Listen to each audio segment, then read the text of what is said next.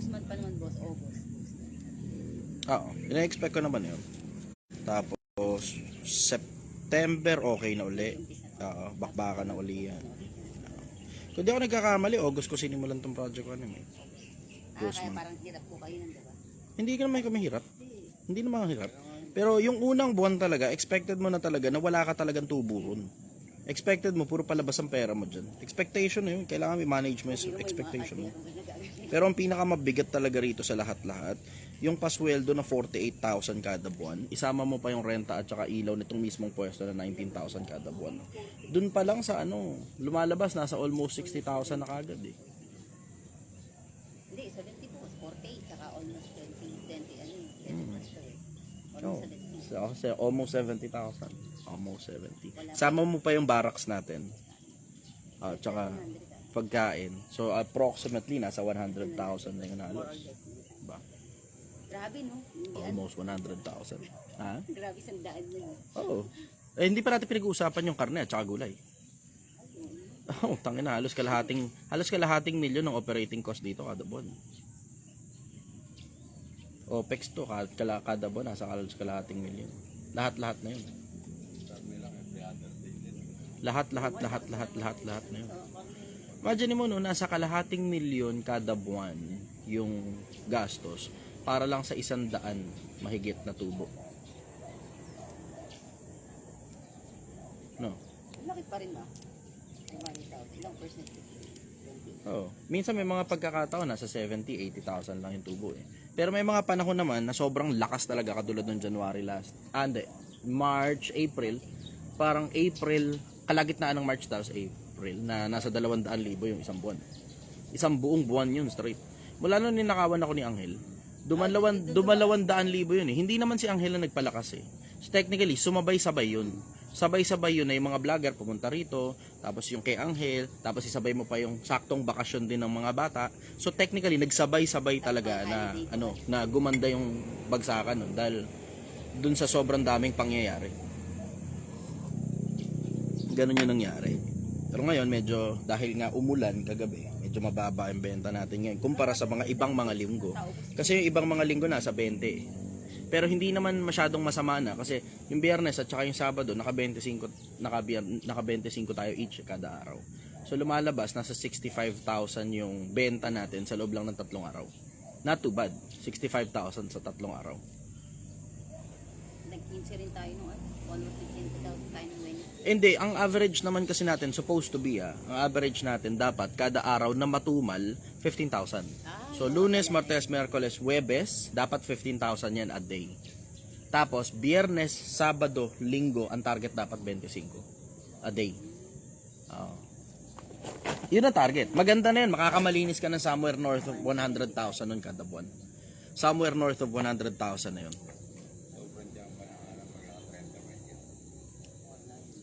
Bihira yun eh. Yung 30 mahigit, nangyayari lang yun on special occasion eh. So far, nakita ko pa lang yung 30 sa Valentine's, sa Mother's Day at saka sa Father's Day. Doon ko pa lang nakita yung 30. Nangyari yun, normal day weekends eh. Nung mga panahong bakasyon. Pero on regular day na Sabado, Linggo, hindi talaga eh. Meron lang talagang bagay na sobrang unusual talaga kaya nangyari yun. Good morning everybody. Magandang umaga sa inyo Pilipinas. Mga kwentuhang negosyo lang kami. Kwentuhang project walimgang kami rito. Ito na yun. Naglalaro lang kami rito. Nakita niyo ba yung sombrero ko? Hindi ko pa nakikita yun. Ha? Nasa loob ng sakyan? Nakita mo? Okay. Sige. Ayan mo lang muna siya ron. Anyways, good morning everybody. I-set up muna natin yung YouTube. Magandang umaga sa inyong lahat Pilipinas. Walaikum salam brother. Galing pala ako sa Blue Mosque kanina.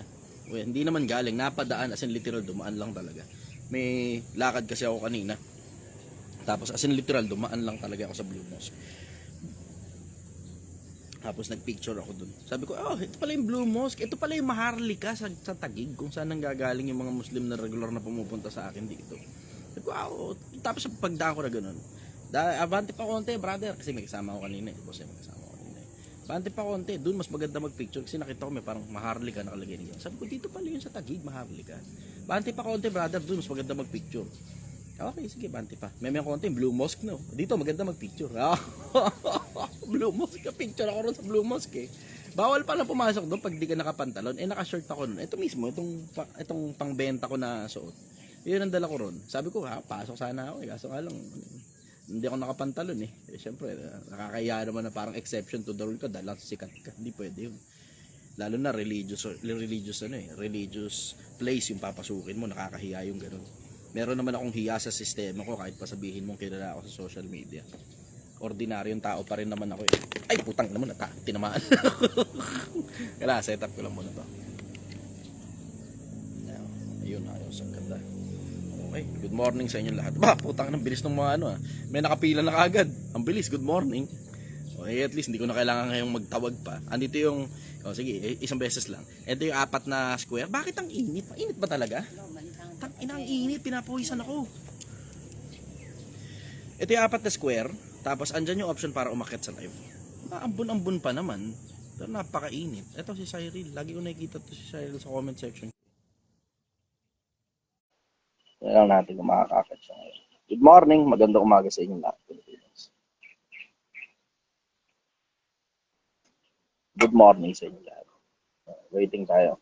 Pag umakyat siya, tsaka ako na ilalive yung YouTube. Yung baso ko pala ron, kahapon, di ba meron akong kotse dito na tinulungan, kinamstart ko. Pinatras ko lang yung sasakyan ko eh. Tapos, kinamstart namin yung sasakyan ko dyan. Yung baso ko ng kape, yung Philippines.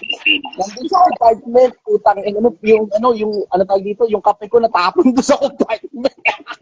Gabusa pa naman yun, hayop na yun. Wala po akong kotse. Wala ako nun. Good morning, Cyril. Taga saan ka? Good morning, boss. Dito ako sa probinsya ng Pangasinan. Pangasinan. Okay. 100 hours. Okay. May tanong lang po. Tanong mo.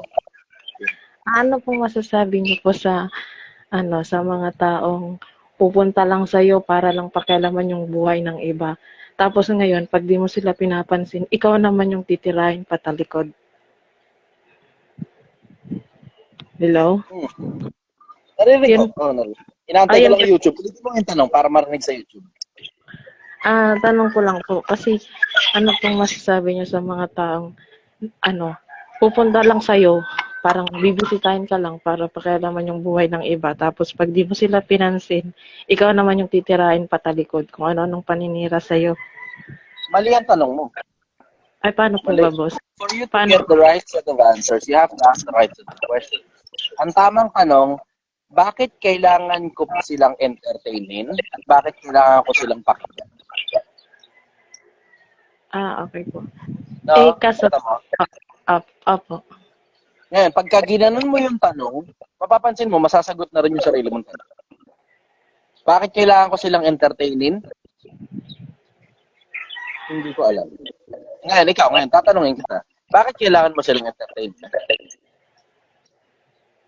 Yun na nga, boss eh. Yung iniisip ko palagi na sinasabi mo na, yun nga, wala silang pakinabang sa akin kasi wala silang ambag. Pero,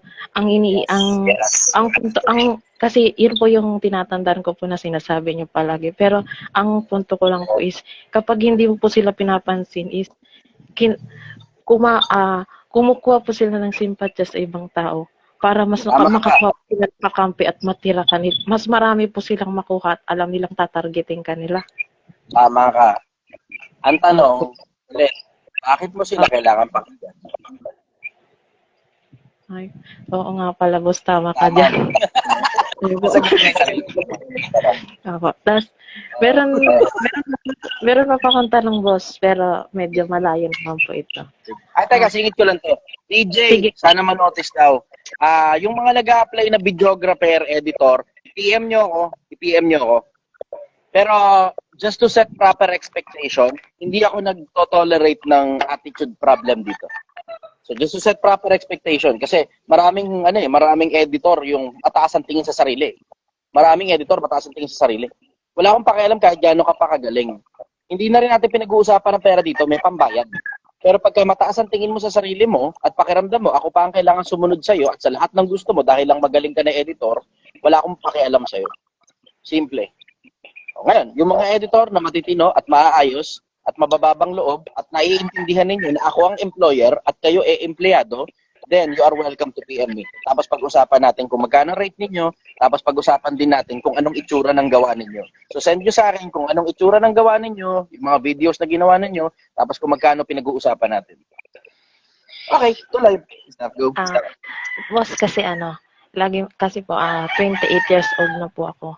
Ngayon po, lagi po may nagtatanong sa akin kung kasi po yung mga kabatch ko na pag-iiwanan daw po ako dahil may mga pamilya na po asawa. Lagi pong may nagsasabi sa akin na lagpas na malapit na daw po ako graduate sa kalendaryo at ba't wala pa raw po akong kinakasama o asawa. Ang sagot ko naman po, nagpapaalagwa pa po kasi ako ng buhay na gaya po ng sinasabi niyo na kailangan po is okay ka po sa financial, tapos yung intellectual mo po, maayos po yung pangatawan ko. Lagi po nilang sinisingit na saka na lang daw po yun kapag may pamilya ka na. Ayoko naman pong ipasa sa magiging susunod na lahi ko po yung pagiging miserable ko.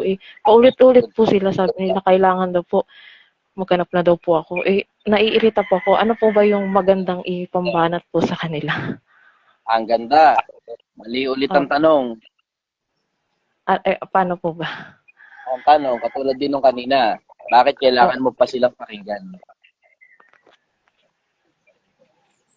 Kasi po, masyado na po nila akong pinapakalaman, boss, yung personal ko. Ulit-ulit ang tanong, bakit kailangan mo silang pakinggan? Sige, sagot ka muna, bakit mo sila kailangan pakinggan? Tama ka nga, boss, no? Dapat pala, Alam mo, tinawag, yung sinasabi ko sa inyo for you to get the right set of answers, you have to qualify first if valid ba yung mga tao. Hindi lang yung argumento, yung mga tao na nagsasalita.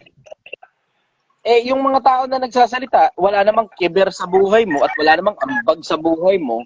Tapos ngayon, magsisipagsalita kung paano mo dapat patakbuhin ang buhay mo. You have to ask yourself first, bakit ka nakikinig sa kanila? Yeah. Kasi tinan mo, yung konsepto lang na ano bang maisasagot ko sa kanila, you will wear yourself down. Ano ibig ko sabihin? Imbis ang oras mo napupunta sa mas productive na bagay, ang oras mo napupunta sa pagdepensa sa bagay na hindi mo naman obligasyong depensahan sa kanila dahil wala naman silang pakialam sa buhay mo at hindi naman sila importante tungkol sa'yo. Gets mo yun? opo. Kahit po, boss, na limbawa sa kamag-anak po yung nagsabi, dapat po, wag ko na po silang intindihin, ganun po. Kasi bakit mo kailangan alam mo, attention is expensive. Attention is expensive. Bakit kailangan mong ibigay yung attention mo sa mga taong hindi karapat-dapat pagbigyan ng attention? Yun ang dahilan kung bakit maraming tao ang hirap sa buhay nila. Hindi lang naman yan tungkol sa pera Tungkol sa emotions yan, tungkol sa pamilya yan, tungkol sa maraming iba't ibang bagay ng buhay. Yung konsepto kasi na ibinibigay mo yung attention mo sa hindi karapat-dapat. Kaya hindi mo tuloy nabibigyan ng sapat na attention yung mga bagay na dapat mong pagbigyan ng attention. Ano nangyayari? Nawawalan ka ng resulta. Bakit ka nawawalan ng resulta? Puta, bigay ng attention mo sa mga tao hindi naman importante, na wala ka namang magiging resulta pag binigay mo attention mo sa kanila. Kita mo? Yun mismo sinasabi ko. Tinan mo, yung katulad ng peer pressure na, 28 anyos ka na, ako nga 35 na, wala pang asawa, wala pang anak ko. Does it bother me? May pakialam ba ako? Wala akong asawa, wala akong anak? Basta ang alam ko, araw-araw tuwing gumigising ako, ang sarap ng buhay ko. Ang sarap ng buhay ko. Alam nila yun dito. I'm trying to find meaning in my meaningless life. And in doing so, ang sarap ng buhay ko. Ang sarap ng buhay ko. Kontento ako sa buhay ko ngayon. Ayoko na halos pakialaman. Kung meron mang darating sa akin na babae na makakasama ko habang buhay at binigay ng Diyos yan, okay. Pero kung wala akong pakialam. Ang sarap-sarap na ng buhay ko. Ayokong ipilit na pumilit na humanap ng makakasama, tapos ang makakasama ko, bungangera at butata. Tapos hahatakin lang ako pababa at sasakit lang ang ulo ko at magkakaproblema ako at hindi na ngayon masarap yung buhay ko na dating masarap naman ang buhay ko. Buta mo? Diba? Ang sarap-sarap ng buhay ko, ayokong pakialaman. Putang ina, don't fix something that is not broken. Eto naman, pinipilit nilang maglapat ng solusyon sa wala namang problemang buhay mo. Kasi ang buhay mo ngayon, pinoproblema mo kung paano ka alagwa pagdating sa pera. Pero wala ka naman pakialam dun sa konsepto ng pag-aasawa at pag-aanak, pansamantala. Bakit? Syempre, busy ka dun sa mga mas importanteng bagay kaysa dyan. Wala kang pakialam dun. In short, wala kang problema tungkol sa konseptong single ka. Bakit mo ngayon kailangan i-depensa yung sarili mo sa mga taong gumagawa ng problema para sa'yo? Tamo? Hindi ka kasi nagtatanong ng tamang tanong. Ang tamang tanong dyan, bakit ko ba kailangan pakinggan yung mga taong nagsasalita? Bakit? Pag tinanong mo sarili mo ng gano'n, tignan mo, ang linaw ng buhay bigla. Bakit? Pag yung mga tao nagsasalita ng makakatulong sa'yo, then you are welcome to listen. Pero pag yung mga tao, ginagawa ka ng imaginary problema, putang ina, imaginary na problema lang yan eh. Oh, bakit mo ngayon kailangan pakinggan yung mga putang inang yan? Imaginary na problema yan eh. Ikaw nga, wala kang problema sa ganyan eh. Wala kang problema sa konsepto na wala kang asawa at wala kang anak. Ang pinoproblema mo, yung konsepto na yung pera mo, kailangan mong paramihin, at yung buhay mo, kailangan mong ayusin, at yung kalusugan mo, kailangan mong ayusin, na mas importanteng bagay yun kaysa sa pag-anak. Yung spiritualismo mo, yung finances mo, oo, mas importanteng bagay yung finances kaysa mag-anak ka. Pag may anak ka na, mas importante na yung anak mo kaysa sa pera. Pero kung wala ka pang anak, mas importante pera, ano ka? Bakit nagkaganon? Yung simpleng konsepto lang na pag wala kang pampakain sa anak mo, tangina ka, miserable ang buhay ng bata.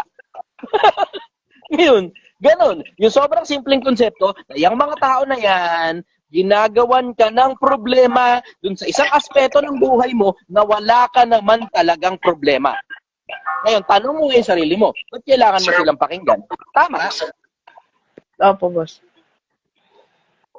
Kaway ka muna sa pusa. Hello, pusa.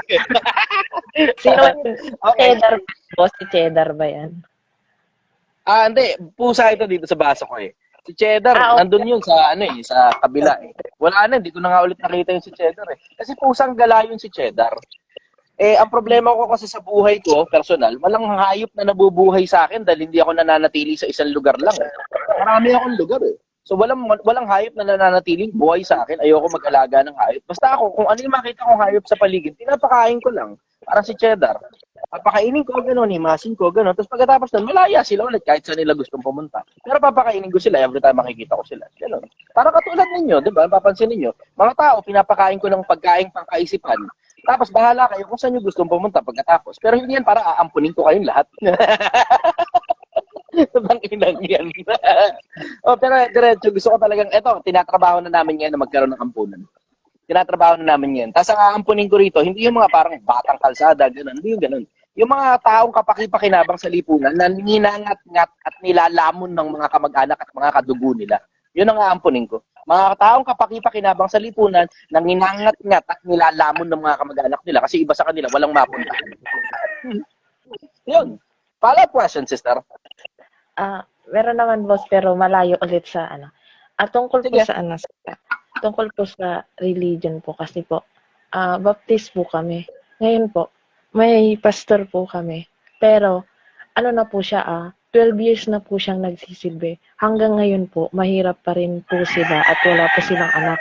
Ang lagi niya pong ipinapakain sa kaisipan namin is, although nagta-tithes po kami, pero yung tithes po is hindi po siya bumabase sa, katulad po ng ibang pastor na 10% po.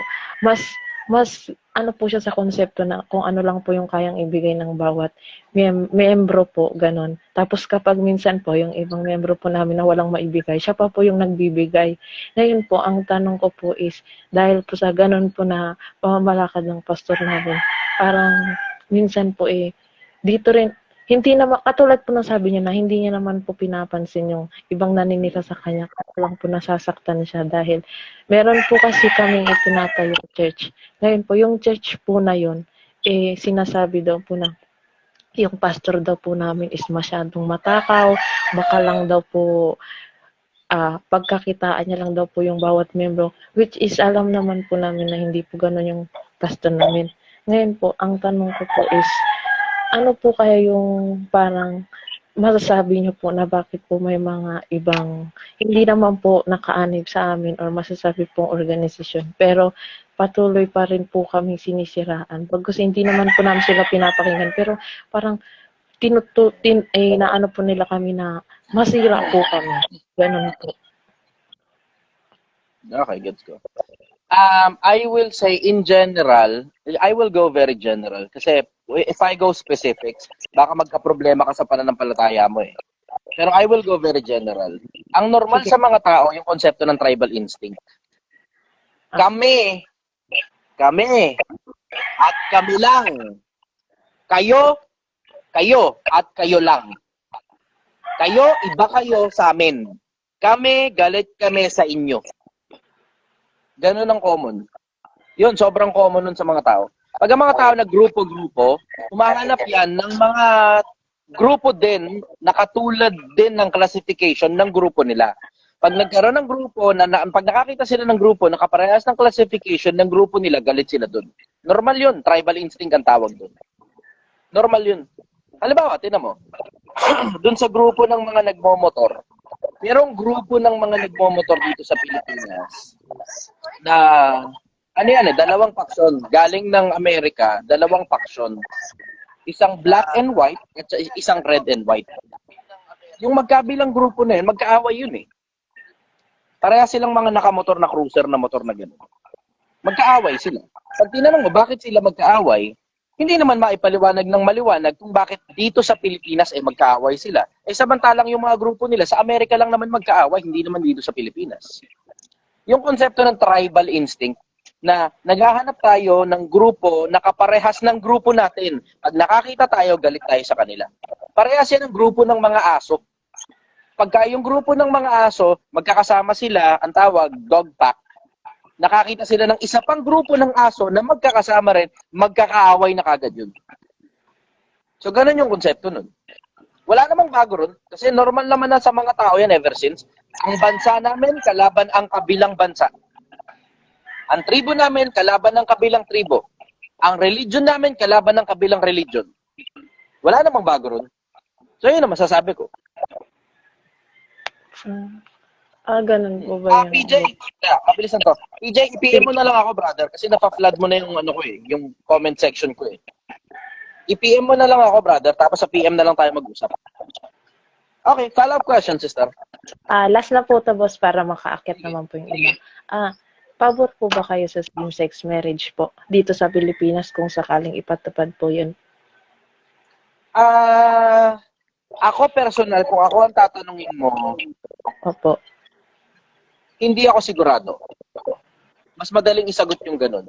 Kasi pag tinanong mo rin naman ng LGBTQ kung sila ba, pabor ba sila dyan, maraming magsasabi ng oo. Pero sila rin mismo hindi rin nagkakasundo. May mga nagsasabi rin ng hindi.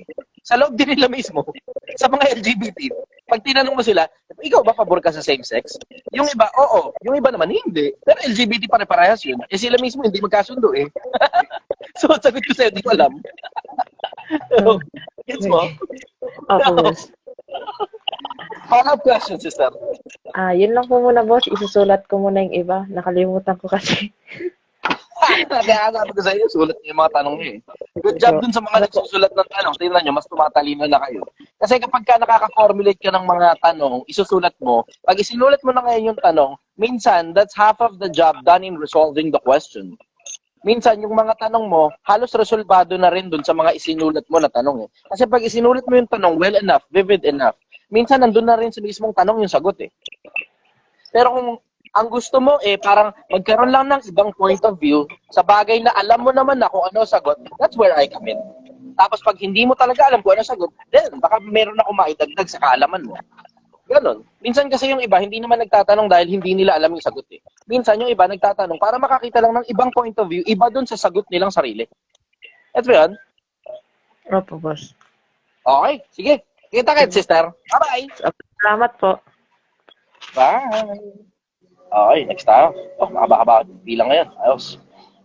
Jimboy. Jimboy.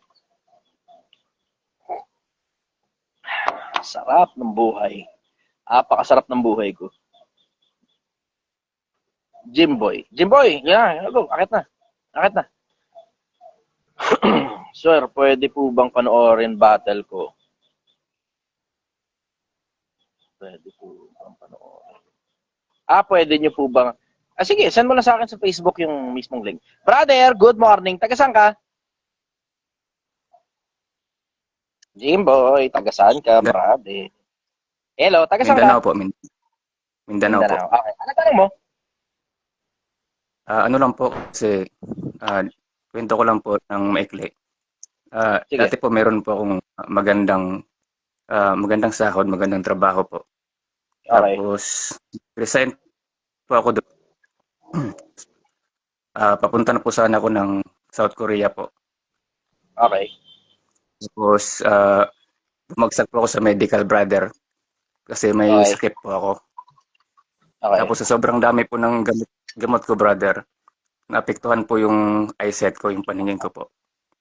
Okay. Kumangat na yun. Opo, ngayon po, yung tanong ko po, brother, sobrang labo na po kasi 60 to 70% na po ng eyesight ko yung nawala. Okay. Malabo-labo nga yun. Ang tanong ko, mali po na mali. Ano po kaya yung, kasi parang Puputol-putol ka. wala po pag-asa. Wala po. Ayan, okay na. Go. Hello po. Tuloy. Ang tanong ko po, brother, kung sakali po na hindi na po ako gumaling, hindi ko na po magagawa yung mga pangarap ko. 29 years old pa lang po ako.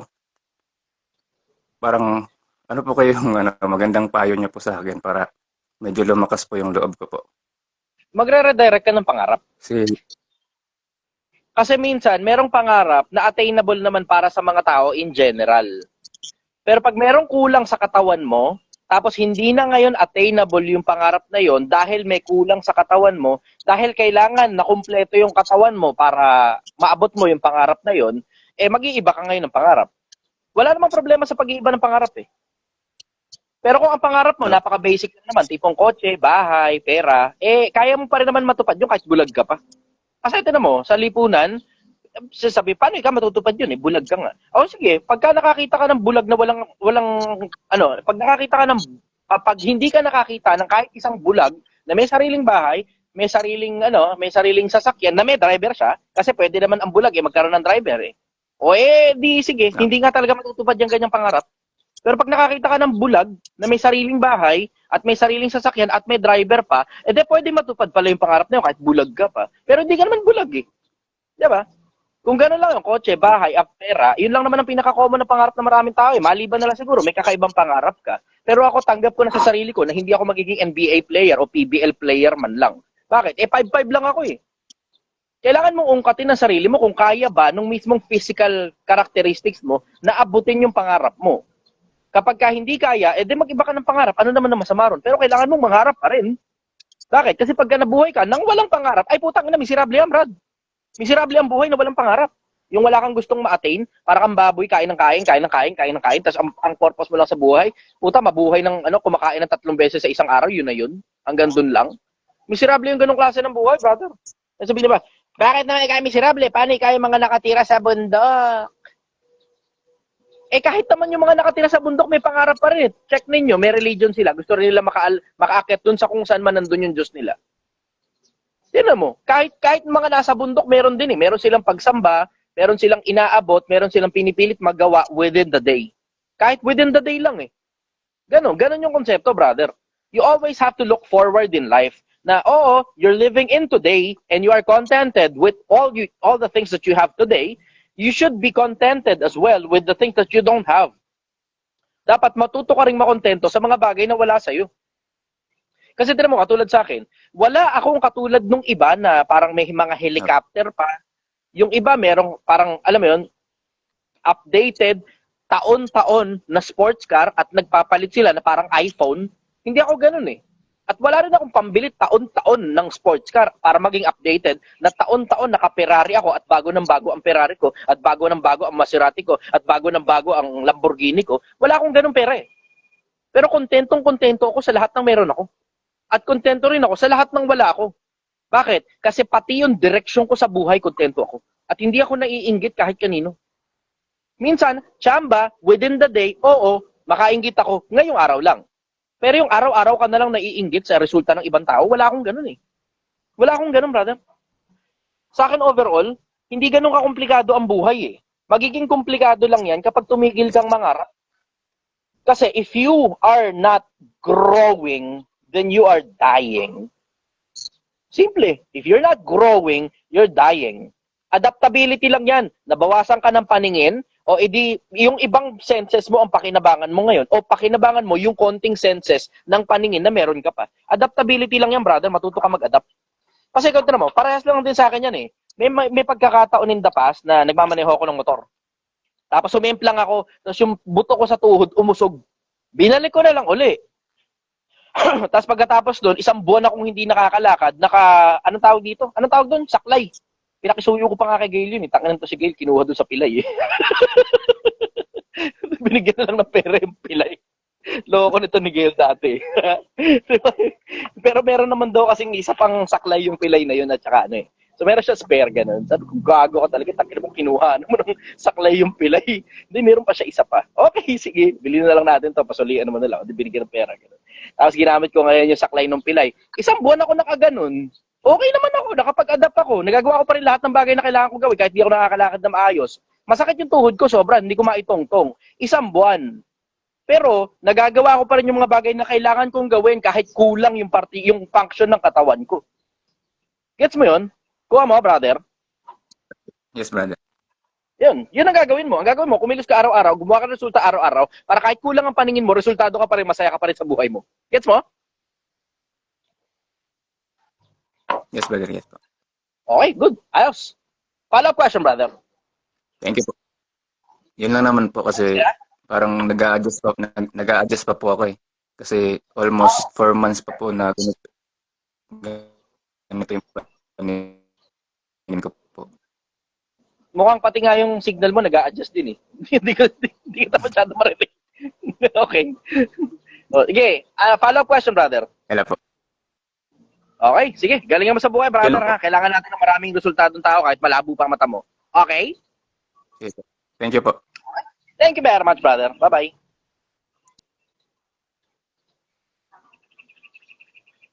Jason Espineda. Sarap ang buhay. Grabe, napakainit talaga rito. Hindi naman na mainit yung kape ko. Grabe naman, ang ganda-ganda ng view. Ang taas-taas ng lugar natin. Ang init-init naman. Ay, katulad yan. Sobrang init ngayon. Nag-adjust na lang ako. Punas-punas na lang dito. Yan. Punas-punas na lang tayo. Yung ilalim ng mata ko, nagpapawis din eh. Good morning, brother. Taga saan ka? Jason from Dasmariñas, Cavite. Dasmariñas. Okay. Ano tanong mo, brother? Wala naman. Na-inspire lang ako sa mga binobroadcast mo everyday para sa mga mamayang Pilipino. Isa rin ako sa katulad mo na talagang hindi naniniwala sa easy money. Isa akong seaman, brother. Pero kahit bakasyon ko, nagsusumikap ako, nag-hustle ako. Napapanood kita sa Facebook, pero na-inspire ako sa ginagawa mo. Ini-inspire mo yung mga Pilipino para matutong kumayod. Hindi yung umasa lang sa easy money. Pero gusto ko yung plataforma mo. Saludo ako sa mo. Sa salamat, ganyang, appreciate yung support. I-continue nyo yan, boss. Marami kayo na-inspire. And then, sana magtuloy-tuloy yan. Huwag kayong mawala ng pag-asa sa dami ng mga problema or nagbabash sa'yo. Natural yun. Pero, napakatalino nyo. Isa rin ako sa tao na nag-i-invest sa knowledge. And nakikita ko sa inyo na nag-invest din kayo sa knowledge. Kung bakit nararating yan. And kung pwede ako makipag-collab sa'yo pag nasa bakasyon ako. Alam ko may business din ako. Nasa hospitality or catering service din ako. Food package. Pero kung gusto mong maglagay ng mga mocktails or cocktail sa ano mo sa ano mo sa tindahan sa ano mo sa restaurant mo, willing ako free yan, free. Libre yan. Salamat. I-educate ko yung tao mo. Paano Sakto, gumawa ng since mocktail. So, OFW ko na rin lang naman, meron akong GC para sa mga OFW. Walang hingian ng pera doon. Purely pagmamalasakit lang talaga yun kasi napakaraming mga taong kinakain kayo, nilalamong kayo eh.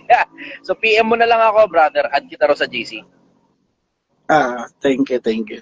Ako, simula pandemic, marami tayong kasamahan na mga sima na nalulong din sa mga mga networking na parang easy money. Easy money. Okay. Ubos. Walang ganun. Walang easy money sa mundo. Kailangan pagtrabahuan yun. So, nga ako sa mga plataforma mo na sabi ko, ito yung tao na na talagang nagpapatotoo na walang easy money sa mundo. Kailangan pagtrabahuhan mo lahat. Kaya sabi ko sa mga kasamahan ko na kung gusto nyo talagang mabago yung buhay nyo or kumita, hindi pwedeng i-ano nyo sa yung maglalagay ka ng 30,000 pesos tapos Kung totoo lang siguro yun, no? Yung ganyan putang inang easy money ng mga paktong networking na yan. Sana yung pera ng bansa ilagay sa kanila, tapos sana yumaman yung bansa natin. Imagine mo yung 30 billion naging 100 billion dahil nilagay sa kanila. Pero boss, nakikita ko yung business mo. Lumalago. And then, nasa ganyang business din ako. Pero kung gusto mo na lagyan natin ng drinks yan, pauwi ako ng January. Lagyan natin ng mga drinks yan. Mocktails, pero refreshing mga mocktails na fresh, yung mga refreshing drinks na talagang fresh fruit yung gamit, hindi artificial. Tignan na lang natin, Detox. brother, kung paano kita matutulungan. Kasi I am in the business of giving to people. Andun ako sa endeavor na ako ang gusto kong makatulong sa mga tao. Hindi na ako kailangan tulungan. Hindi ako kailangan tulungan. No, Hindi ako kailangan tulungan. Na ibig sabihin, wala kayong mailadagdag sa Project 1M dun sa konsepto na baka may dagdag na produkto, ganon. Ang dahilan kasi yung Project 1M, laro-laro lang naman ito eh. hindi totoong negosyo yung Project 1M. Hindi totoong negosyo to. Yung konsepto ng Project 1M, gusto ko sobrang daming taong sumabay. Hindi ang target ng Project 1M maka 1 milyon. Oo, pagka nakarating ng 1 milyon, it will be a good milestone for Project 1M. Pero ang Project 1M, hindi yan Project 1 million. Ang Project 1M, Project 1 man. Ang konsepto niyan, tutulungan ko na umalagwa ang buhay ng mga tao isa-isa. Tutulungan ko. Pero hindi ko kaya ako magpaalagwa sa buhay ng mga tao. So, ibig sabihin, ako mismo yung bibigay ng mga insights sa kanila tungkol sa maraming bagay ng buhay. Tapos, isa-isa, makakatulong ako na makaayos yung buhay ng kapwa-tao ko. Pero hindi yan sa konsepto na ako, kailangan kong kumita ng pera dito. Hindi. Charity itong Project 1M ko. So, lahat ng kikitain ko rito, papuntang charity. Yung concept. Napakagaling, nakikita ko yung konsepto mo na. Diretso, brother, hindi ko gusto yung konsepto para sa sarili mo. For everybody. It's for all Filipino. Na huwag umasa sa swerte or sa napakagaling ng instinct mo na iniisip mo para sa lahat ng Pilipino. And I'm very glad. Baka meron kang tanong na mapapansilbihan ko. Wala naman, siguro lang. Yun lang, keep on motivating mga katulad natin ng mga pamilyadong tao na nawawala ng hope or sumusuko dahil sa sa buhay, hamon sa buhay. Salamat, brother. Keep on motivating lang. Natutuwa ako sa pag napapanood ko yung mga ano mo, mga vlog mo or mga videos mo na minomotivate mo yung mga Pilipino na kung paano lumaban sa hamon ng buhay. Which Salamat is, po. sanay naman tayo sa ganyan. Okay, bigay ko muna Thank yung you, airtime sa iba, and I brother. Baka follow. merong tanong yung iba. Ha? Ano po? Bigay ko muna yung airtime sa iba, baka may tanong yung iba. Sige, thank you, Okay. Salamat, brother. Bye-bye. brother. Okay.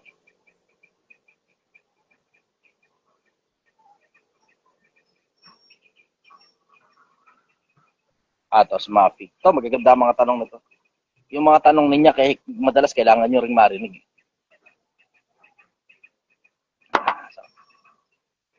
Mafi, good morning. Taga saan ka, sister?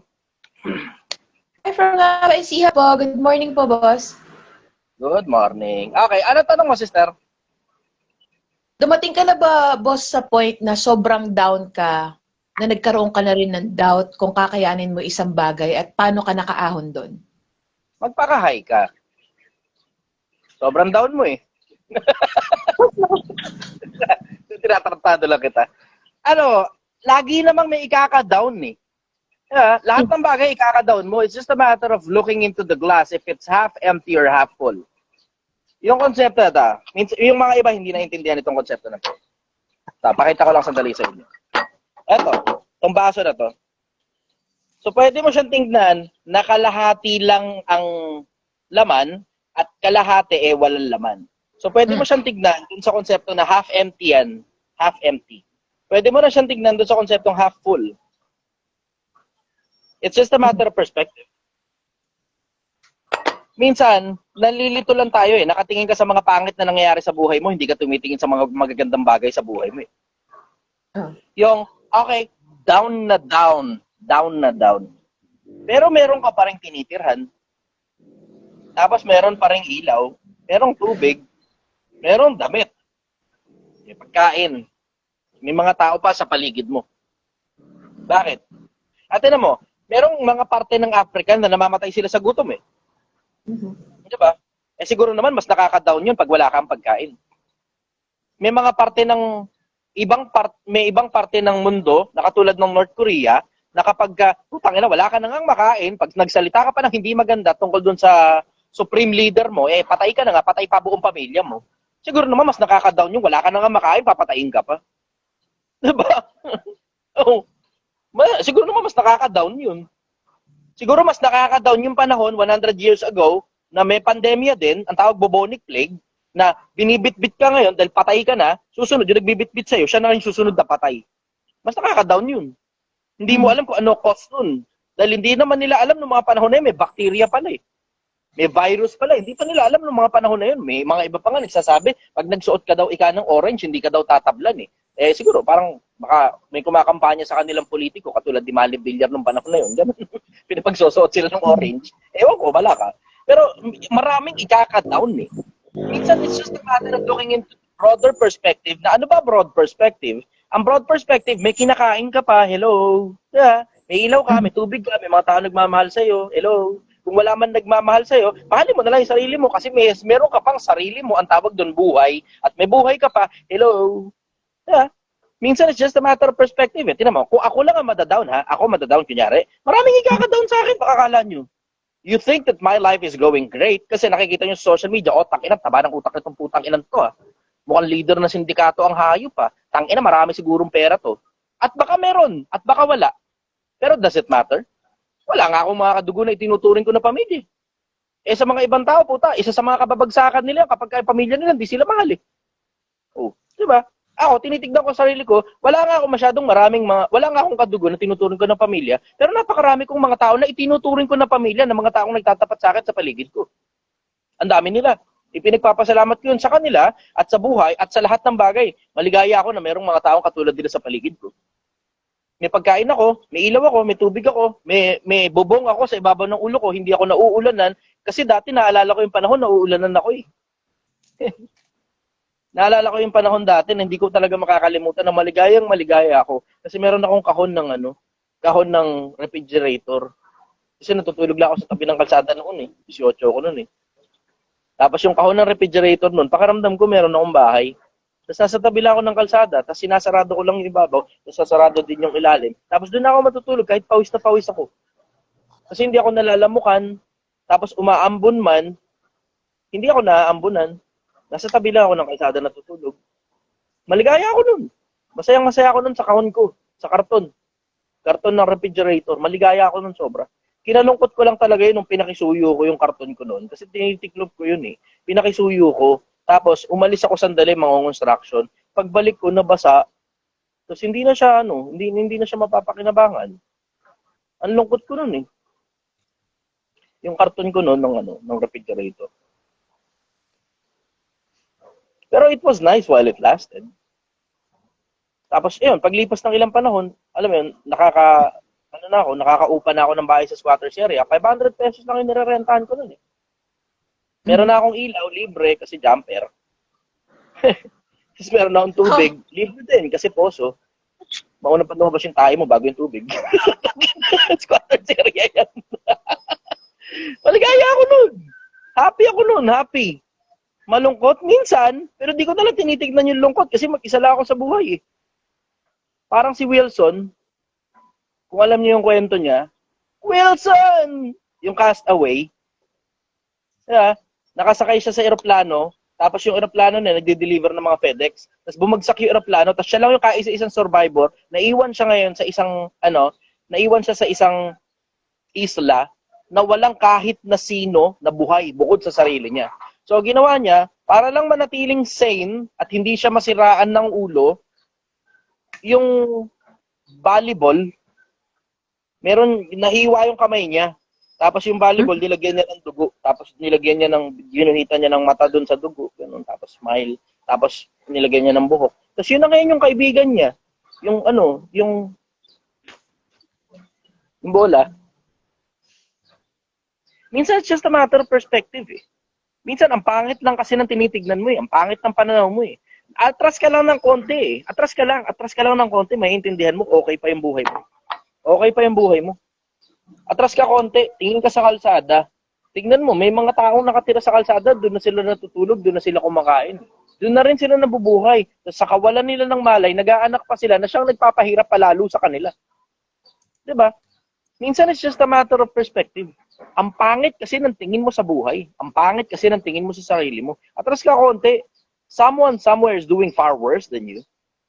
Minsan, magpapasalamat ka nga dapat eh. Nabuhay ka, may bubong ka sa ibabaw ng ulo, may damit ka na sinusuot, meron kang hanap buhay na nagbabayad ng bills mo, may pangkain ka kasi yung ibang tao kailangan pa nilang mamalimos para lang makakain. Tignan mo yung mga bata sa kalsada. Masaya naman sila kahit kailangan pa nilang mamalimos para lang makakain. 'Di ba? Minsan it's just a matter of perspective eh. Down na down ka ngayon, hindi pa naman masyadong malalim yung pagkaka-down mo dahil may cellphone ka nga eh. Nakakapag-internet ka, nakakapakinig ka pa sa programa ko. Yung mga taong nasa kalsada, wala silang paraan para ganyan. Kaparehas lang sa'yo. Minsan it's just a matter of perspective. Tignan mo kasi na may mga taong doing far worse than you. Tapos, ayusin mo yung sarili mo. Tapos, kumalas ka dun sa kung ano man yung mga bagay na pinoproblema mo, tapos, unti-unti, umalagwa ka ng pakonti-konti para maiayos mo yung sarili mo, para hindi lang yung sarili mo yung maiayos mo, makatulong ka pa sa mga taong nakapaligid sa'yo. Minsan, it's just a matter of perspective. Kasi tinan mo, yung katulad nun sa akin, tanga na, sa perspektibo ng ordinaryong tao, miserable na natutulog ka sa gilid ng kalsada eh. I have the option na makitulog sa bahay ng may bahay, pero nakakahiya kasi. Minsan makikitulog ka, unang araw ayos, maligaya, pakainin ka pa. Pangalawang araw, parang medyo okay pa. Pangatlong araw, parang tahimik na. Pang-apat na araw, anong ba't nandito pa yan? Ganun eh. Isang linggo ka ron, ay putang ina mo, minumura ka na, baka pwede naman, umalis ka na muna. Kasi, nagpakainin ka lang dito eh. Yeah. Minsan it's just a matter of perspective. Ako kasi, kaya maligaya ako sa buhay ko, hindi naman yan dahil wala akong problema eh. Tad din naman ako ng problema, kaparehas lang din naman ninyo. Hindi nga lang tatagal sa akin masyado ang problema kasi nire-resolve ako agad. Pero, andun kasi ako, dun sa sino ba ako? Si Chichester, sino ba ako? Wala. Isang batang minsang panahong nakatira sa tabi ng kalsada. Barker ako ng jeep, construction worker ako dati. Ngayon, malayo-layo na yung naialagwa ng buhay ko. Meron akong mga motor, meron akong mga hanap buhay sa iba-ibang lugar, meron akong mga sinasakyan na nadadala ko kung saan ko man kailangan pumunta in style, in luxury. Ang sarap ng buhay ko ngayon eh. Tapos problema ka ngayon tungkol sa kung ano man yung problema mo ngayon dahil lang sa trabaho mo o dahil sa mga taong nakapaligid sa'yo without considering na ang sarap ng buhay mo. Ang sarap ng buhay mo. May mga taong hindi nakakapakinig sa programa natin ngayon kasi nagugutom sila, kailangan nilang gumawa ng paraan para lang makakain sila at yung mga anak nila kasi nakadira sila sa tabi ng kalsada. Minsan it's just a matter of perspective. Na sana, kung may problema ka, ayusin mo yung problema mo. Ilusan mo na agad para tapos na. Hindi na dama-dama pa, welcome ka na makaramdam. Bakit? Tao tayo pare-parehas. Welcome kang makaramdam. Pero kung magdadamdam ka, that's completely optional. Sa mga bagay na wala kang magagawa,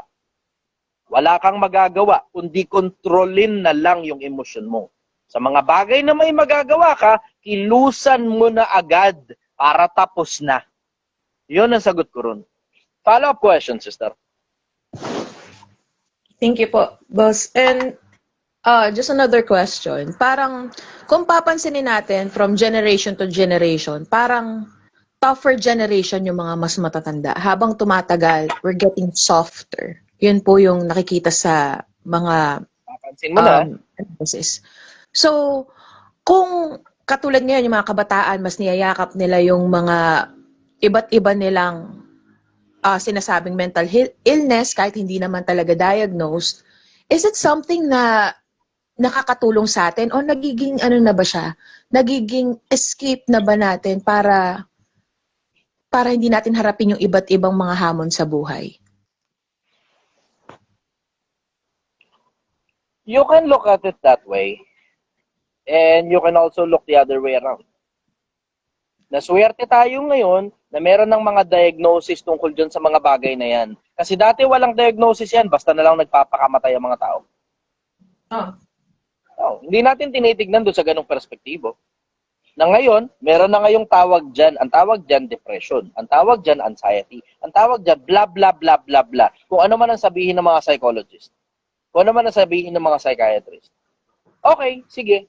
Kung meron na ngayong tawag dyan, tapos, meron silang pinopropose na kagamutan doon sa mga ganung bagay. Na mga dati, wala namang kagamutan doon dahil di naman kinoconsider na sakit yan dati.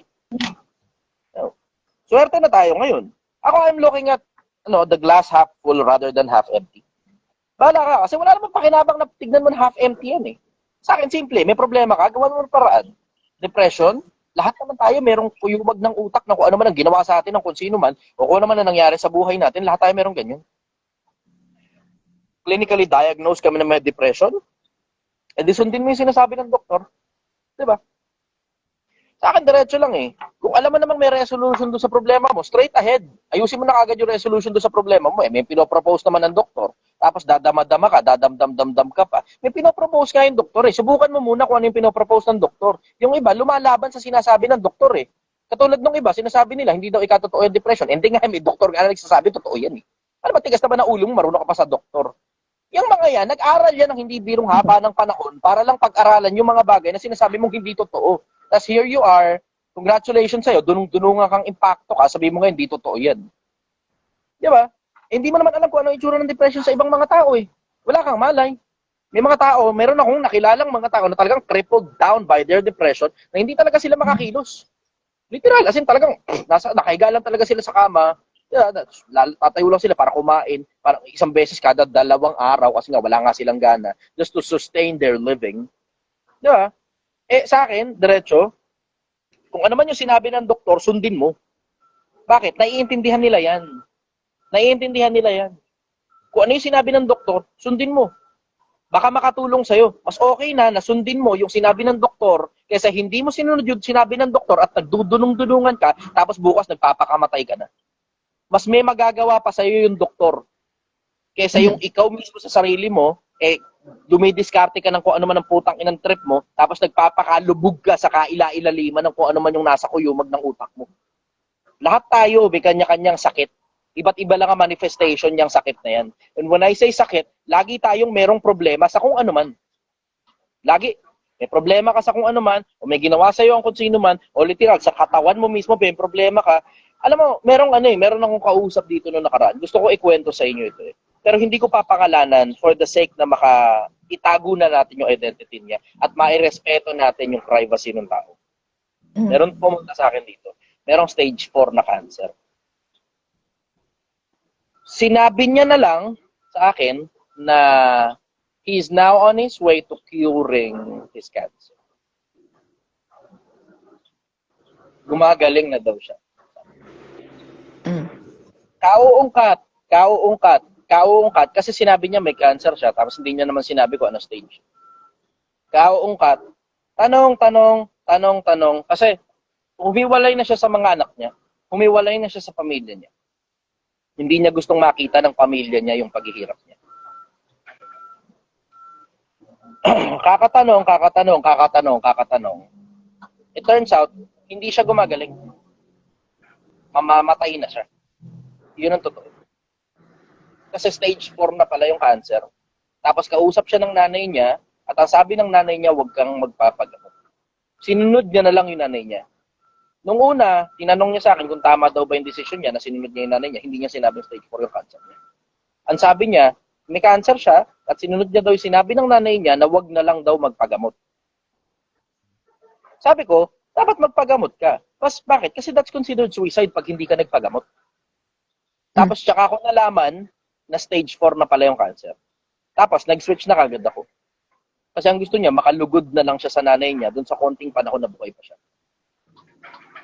Stage 4 na eh. Di ba? Tapos tinanong niya sa doktor, mababa na daw sa 10% yung chance na makasurvive pa siya. Ano pa ba naman? Ang baba na nung chance na yun. Sobrang baba na nung chance na yun na makasurvive ka pa. Hindi na raw niya tinanong kung ilang buwan na lang ay kakabuhay niya, pero malakas pa siya. Nakakausap siya ng matino at maliwanag ang isip niya. Umalis siya sa bahay nila, tapos humiwalay sa mga anak niya. Tapos tinatanong niya sa akin kung tama daw ba yung desisyon niya na humiwalay sa pamilya niya para hindi makita yung kahirapan niya. Tinanong niya rin sa akin kung sabi ko sa kanya, diretso brother, hindi kasi ako makakapag-desisyon yan para sa'yo. At hindi ko masasabi kung tama o mali yung desisyon mo para sa'yo at para sa pamilya mo at para sa mga anak mo. Pero tinanong niya sa akin, binago niya yung tanong kasi matalinong tao talaga siya at marami siyang pera. Matalinong tao siya sobra. Binago niya ngayon yung tanong, brother, kung ikaw ba yung nasa kalagayan ko, anong gagawin mo? Tangina, durog ako eh. Imbis hindi sana ako sasagot eh. Ayokong sumagot ng tama o mali yung desisyon mo. Kasi that's not for me to say. Kung tama o mali yung desisyon mo na kumalas ka sa pamilya mo sa panahon na nag-i-struggle ka na at mamamatay ka na. That's not for me to say kung tama yan o mali. Pero binago niya yung tanong eh. Wala ngayon akong choice kundi sumagot. Wala akong choice kundi sumagot. Naipit ako. Ang sagot ko sa kanya, kung ako yung nasa ganong sitwasyon, ipapakita ko sa mga anak ko yung kahirapan. Sa dalawang perspektibo. Una, sige, oo, mahihirapan sila. And probably they will be traumatized. Pero dun sa perspektibo na ayokong ipagdamot sa mga anak ko, yung makapag-practice sila ng pagmamahal sa akin habang buhay pa ako. Para matutunan nilang magmahal. At huwag silang makalimot na magpakita ng pag-ibig. Kasi pag ipinagdamot mo, baka bukas, patayin na yung tao.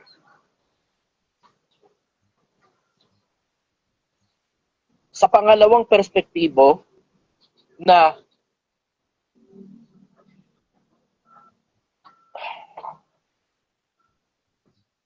yung kamatayan mo, magtuturo ng hindi birong perspektibo sa mga anak mo na kailangan mong ayusin yung buhay mo. Kasi hindi pera ang pinaka-importanting bagay pag mamamatay ka na. Kasi ang dami-dami niyang pera. Ang dami-dami niyang pera. Pero wala nang kayang gawin yung pera niya para sa kamatayan niya. Mamamatay na talaga siya at tanggap niya kayo. Minsan, may mga tao na delusional. Actually, if you look at it on the perspective ng pangbuong mundo, halos lahat ng tao delusional. Halos lahat ng tao delusional. Delusional ka na dahil lang malakas ka, akala mo mananatili kang buhay magpakailanman. Delusional ka na dahil lang walang problema at walang diferensya yung katawan mo, hindi mo iniisip na isang araw manghihina ka rin. Delusional ka na puro pera ang importante sa'yo. Na hindi mo iniisip na pag mamamatay ka na, pamilya ang hinahanap at hindi mas marami pang pera. Delusional kang isipin na yung mga nakapaligid sa'yo, akala mo pamilya ang tingin sa'yo. Pero pinagnanasaan lang pala nila lahat ng meron ka at itatapong ka na nila kapag wala ka ng kwenta. Mamamatay ka ng mag-isa kapag nagkamali ka ng pili ng mga tao sa paligid mo. At napaka-importante ng perspektibo na yon para sa mga anak ko. At hindi ko ipagdadamot sa kanila na yung kamatayan ko makapagturo ng hindi birong dami ng karunungan sa kanila. Na mapapakinabangan nila habang buhay pa sila. Para pag nagkita-kita kami sa kabila, magaganda yung mga istoryang ikikwento nila sa akin. Yun ang sagot ko. Naipit niya ako eh. Hindi ko gustong sagutin yun kung tama ba o mali. Yung pag-iwan, pag-alis niya sa pamilya niya at sa mga anak niya. Pero naipit niya ako eh. Iniba niya yung tanong. Tapos nagkamayan kami. Tapos naghiwalay kami ng landas. Ako bumalik sa tindahan, siya umalis na. Tapos hindi ko na ulit siya nakita kahit kailan. Pero nangako siya sa akin, nasabi niya, babalik siya sa pamilya niya. Yun yung pangako niya bago kami naghiwalay at bago kami nagbitaw ng kamay. Isa sa mga pinaka-smooth na usapan yung nangyari na yun. Without any regrets, nasabi ko yung mga bagay na palagay ko dapat kong sinabi sa kanya. And I think, I may be wrong, he will live a few more days or a few more months with the right concept in mind. Yun ang palagay ko. Maaaring mali ako. Pero yung perspektibo na nakita ko, kung sakali mang ako ang mamamatay na at konti na lang yung panahon na meron ako, yun palagay ko, yung pinakasulit na panahon na ikakabuhay ko pa dito sa mundo. Hindi ka na nabubuhay para sa sarili mo lang. Nabubuhay ka na para dun sa mga tao na minamahal mo, hindi na importante kung mahalin ka pa nila pabalik o hindi. Mhm. Yung kamatayan mo ang magtuturo ng hindi birong. Hindi birong dami ng karunungan. Lalong-lalo na sa mga anak. Minsan, it's just a matter of perspective. Minsan, it's just a matter of perspective. Yun ang sagot ko rin. Magandang umaga sa inyo, Pilipinas. Mahal na mahal.